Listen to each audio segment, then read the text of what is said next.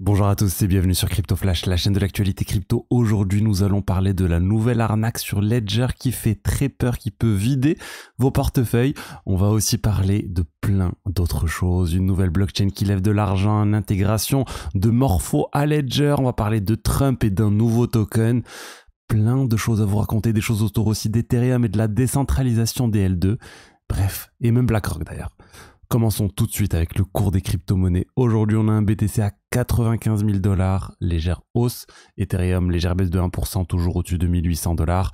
Bref, pas de mouvement incroyable sur les marchés aujourd'hui. Et on va passer tout de suite à cette blockchain qui vient de lever 25 millions de $. Et en fait, c'est Polygon. Vous connaissez Polygon, Polygon Labs, le stake qui est derrière Polygon. Et ben, un des projets que Polygon développait, c'était Polygon Maiden ou Miden, je sais pas comment ça se prononce. Et bien Polygon Miden vient de faire un spin-out, c'est-à-dire vient de quitter Polygon en levant 25 millions de $, auprès d'investisseurs très très connus. Regardez, on a A16Z, Activity, on a aussi plein d'investisseurs de l'écosystème crypto, on a Rune de Maker, on a Sam de Frax, on a un investisseur de un cofondateur de Polygon, et on a plein d'autres personnes, le fondateur de Eigenlayer aussi. Bref, plein de personnes très connues viennent d'investir 25 millions de $ dans Miden. Et c'est quoi alors Miden? C'est une blockchain qui est initialement un layer 2, basé sur la technologie ZK de Polygon, mais à la différence des ZK-EVM, c'est pas une ZK-EVM, ils ont leur propre virtual machine, leur propre langage de programmation, donc c'est pas du Solidity. Ça se veut être beaucoup plus performant avec des parallel processing. Ça veut aussi être en fait plus privé, avec la confidentialité intégrée plus nativement dans le protocole. Et en fait, Polygon n'en voulait plus au final, parce que ça ressemble beaucoup, pour ceux qui se souviennent, à ce qui s'était passé avec la blockchain Avail. Polygon Avail, ça faisait partie de Polygon, et ils ont fait un spin-out. Depuis, ils se sont lancés avec une bonne market cap, hein, ils ont dépassé les 300-400 millions de $, mais depuis ça a vraiment chuté, là on est autour de 70 millions de $. Miden, c'est pareil. Il y a eu un doute sur le fait que ça va rester un L2 ou pas, parce que dans tout le marketing, ils disent pas du tout L2, mais quand on regarde les réponse du compte Twitter associé, ils disent qu'ils vont se lancer en L2 pour commencer, donc peut-être ensuite ils vont arrêter d'être un L2, mais en tout cas pour l'instant ça reste un L2. Moi honnêtement je vois plus ça comme un projet dans lequel Polygon ne croyait plus, et ils ont décidé de s'en séparer, de se concentrer. Au lieu de licencier les personnes, ils ont dit on les laisse faire ce qu'ils veulent, ensuite ils lèvent de l'argent s'ils veulent. Les détenteurs de Pol vont être récompensés, hein. Il va y avoir un airdrop pour les détenteurs de Pol, comme Avail avait donné 10% de leur token aux détenteurs de Pol. Pareil, on va avoir la même chose ici pour Miden. Alors ensuite, bon, ça c'est pas vraiment de la crypto, mais je vais passer, c'est intéressant. OpenAI vient de faire un rollback de ChatGPT 4o. Il y avait un problème dans l'une des dernières mises à jour. Le ChatGPT était trop flatteur. Il était en mode oui, c'est très bien. Tout ce qu'on lui proposait, il disait oui, c'est une bonne idée, ce que tu proposes, c'est très bien. Il n'était pas vraiment dans la contradiction, et ça pose problème parce que ChatGPT, il y a beaucoup de personnes qui l'utilisent pour réfléchir, pour trouver de nouvelles idées, pour brainstormer. Et si ChatGPT dit oui à tout, c'est problématique. Et du coup, ils ont dit oui, il y a eu un souci dans ce qu'on a fait. On a fait un retour arrière pour essayer de corriger tout ça. Le terme anglais, c'est sycophantique. J'ai essayé de traduire en français, ça nous dit, ça correspond à flagorner, mais bon, ça c'est un ancien terme français. Bref. Passons maintenant à l'arnaque Ledger. Je vous ai dit une très grosse arnaque sur Ledger qui fait le buzz en ce moment, et Ledger a confirmé que c'était le cas. C'est en fait des personnes qui reçoivent des lettres de Ledger, des courriers de Ledger qui sont envoyés chez eux. Regardez, ce courrier a été adressé à plusieurs personnes qui ont un Ledger ou qui ont eu un Ledger. C'est une lettre qui semble être officielle avec le logo Ledger, l'adresse de Ledger, une date assez récente, un reference number, je ne sais pas à quoi il sert. Et il leur dit en fait que Ledger demande une action tout de suite pour vérifier le wallet, et pour que le wallet continue de fonctionner, il faut en fait scanner le QR code et entrer à nouveau la recovery phrase, donc la seed phrase, sinon le wallet pourrait arrêter de fonctionner.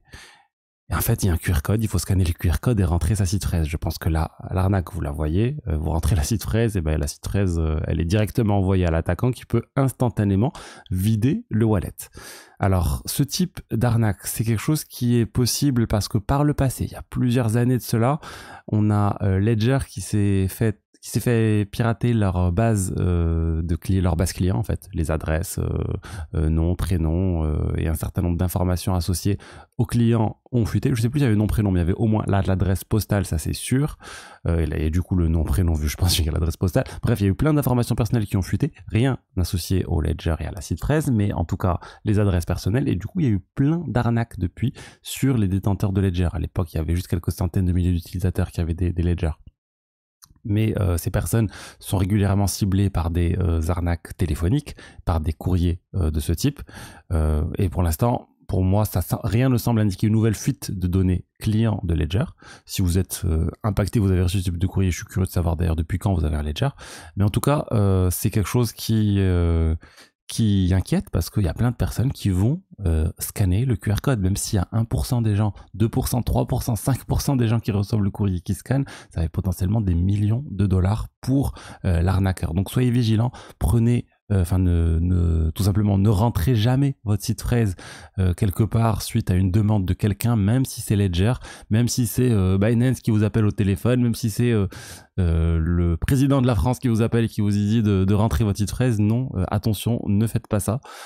C'est clairement une arnaque. On n'a jamais besoin de rentrer une site fraise pour vérifier quelque chose. La site fraise, c'est à vous, c'est uniquement vous qui décidez d'où vous la rentrez, à quel moment vous la rentrez. Donc vraiment, soyez extrêmement vigilants et c'est ça la nouvelle arnaque sur Ledger. Ensuite, d'ailleurs, en parlant de Ledger, ils viennent de faire une intégration à Morpho. Donc c'est-à-dire de manière native sur Morpho, sur Ledger, on pourra désormais chercher du rendement sur Morpho en stablecoin et générer entre 5 et 10% de rendement sur de l'USDT, de l'USDC, de l'USDS, du DAI. C'est fait en partenariat avec Kiln Finance. Donc Kiln Finance, c'est une société pour les institutionnels qui permet de faire du staking, mais depuis dernièrement aussi, ils sont intégrés à la finance décentralisée. Et ça va permettre en fait par défaut à des millions d'utilisateurs de Ledger d'interagir avec Morpho pour pouvoir générer du rendement sur les stablecoins. Ça, c'est une très bonne nouvelle pour Morpho. Ça va leur faire une base d'utilisateurs énorme qui va venir augmenter la TVL du protocole, la quantité d'argent en circulation sur le protocole. Sachant que hier, ils avaient annoncé une intégration similaire avec Trust Wallet. Là, ils font la même chose avec Ledger. Donc, c'est vraiment une base client potentielle qui augmente massivement. Je rappelle pour moi, Morpho, ils sont vraiment en concurrence avec Euler sur les concurrents de AV à fort potentiel, avec beaucoup plus modulaire en fait que AV qui gère tout pour l'utilisateur. Avec Morpho et avec Euler, on peut construire plusieurs protocoles similaires à AV, mais comme des briques de Lego qu'on peut moduler dans tous les sens. Et je vous rappelle aussi, il y a 20 € offerts sur Bitvavo, le partenaire de la chaîne. Il vous reste encore quelques heures pour en profiter ce mois. Je vous rappelle Bitvavo, Exchange PSAN, des frais très très bas sur les paires USDC, 0,05%.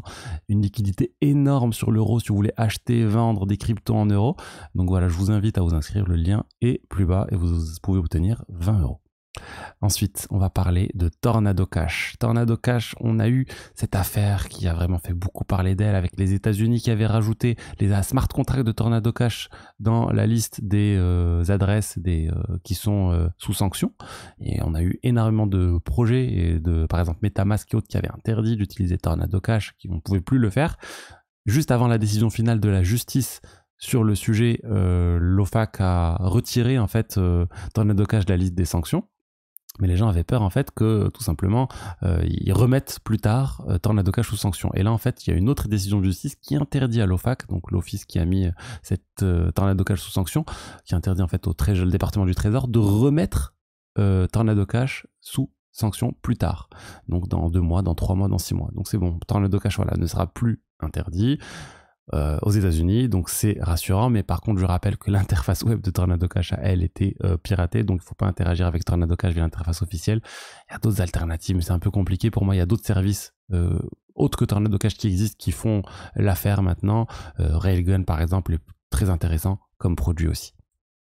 Ensuite, parlons de Trump Media, la société détenue par Donald Trump, qui a plein de projets dans les médias, et notamment ils ont une plateforme de streaming, Truth Plus, Et en fait, ils viennent d'annoncer que Truth Plus pourrait lancer un token et un wallet, et le token pourrait servir à payer l'abonnement associé à Truth Plus et pourrait servir aussi plus tard à s'intégrer à d'autres produits de l'écosystème de Trump et de Trump Media.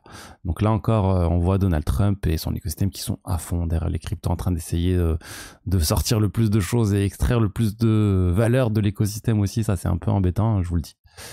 Ensuite, parlons de décentralisation. Sur les L2 sur Ethereum, on a en fait Coinbase qui vient d'atteindre, selon eux, ça n'a pas encore été vérifié par d'autres personnes, ils viennent d'atteindre le Stage 1. Le Stage 1, c'est un élément,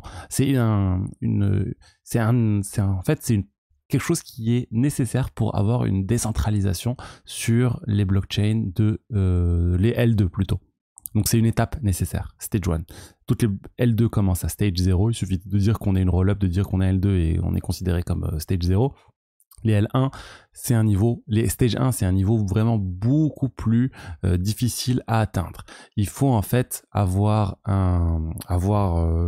beaucoup moins de contrôle d'une certaine manière, c'est-à-dire qu'il faut désormais qu'il y ait un comité de sécurité qui est constitué de plusieurs personnes qui ne font pas partie de la société en question, qui peuvent venir faire des mises à jour d'urgence uniquement.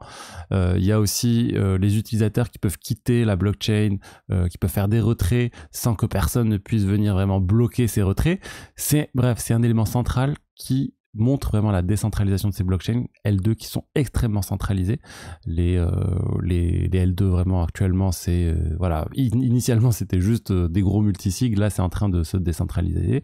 On a Coinbase du coup qui atteint le niveau 1 avec Base, et on a aussi Scroll qui aurait aussi atteint le niveau 1, et eux ça serait la première blockchain ZKEVM qui aurait atteint ce niveau 1. Donc c'est bien, mais honnêtement, on est encore loin d'un niveau 2 qui serait vraiment le niveau ultime, le stage 2 plutôt, qui serait vraiment l'aspect de décentralisation énorme, rêvé, enfin cible. C'est une vision qui avait été définie par Vitalik dans un article en 2021 ou 2022.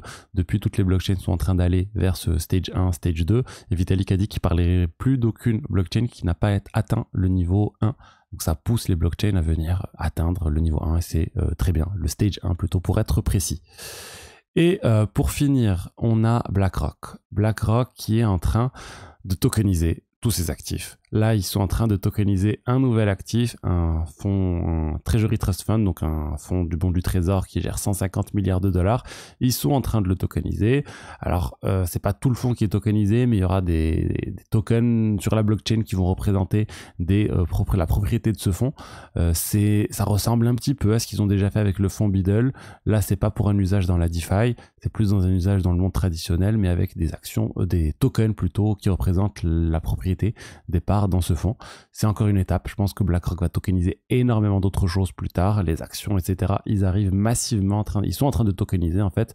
Tout ça, c'est pour moi eux qui vont être le leader dans les RWA. On parle beaucoup de projets RWA, mais pour moi au final, je suis sûr que ça sera une entité de type BlackRock qui va être leader. Ceux qui ont déjà tous les fonds, ceux qui ont déjà les clients et qui vont apprendre en fait à arriver sur la blockchain en tokenisant les choses. Ils l'ont fait dans un premier temps en partenariat avec Securitize. Securitize d'ailleurs, ils sont aussi fait dernièrement en partenariat avec Ethena pour lancer leur propre blockchain, Converge. Mais je pense que BlackRock, en partenariat avec Securitize ou tout seul, pourrait vraiment devenir un leader incontesté d'RWA sur la blockchain, vu les milliards et les milliards de dollars qu'ils ont. Voilà ce que je voulais vous dire aujourd'hui sur les diverses actualités crypto. J'espère que le contenu vous a plu. Si c'est le cas, n'hésitez pas à liker, commenter, vous abonner. Je vous dis à demain pour la suite. Allez, au revoir, ciao, ciao.